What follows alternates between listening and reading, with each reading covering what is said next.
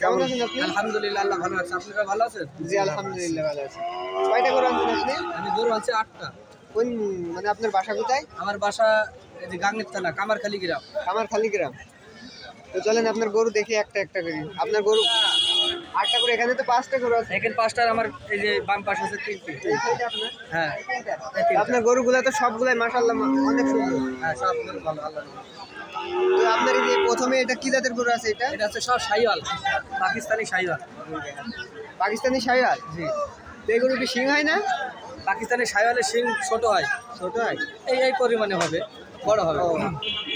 তো এটার ওজন কতটুকু আছে এখন? খাওয়ার পরে সব শুধু মনে করেন 5 মণ আছে। 5 মণ। এটা তো এখন মানে বাছুর গরু। একবারে বাচ্চা গরু, বয়স বয়স কতটুকু হবে? 8 মাস। 8 মাস। তো গরুটা তো মাশাআল্লাহ অনেক সুন্দর, পা পাও ভালো। হ্যাঁ, পাও ভালো আল্লাহ।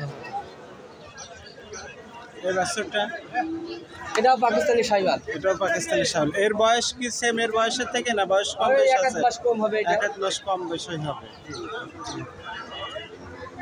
আপনি গরু পাশে গরুর কাছে কি কোনো কি দাম বলছে খেতেলে ভাই? হ্যাঁ, দাম বলছে ভাই। দাম বলছে কত কিন্তু দাম দাম বলছে এটা?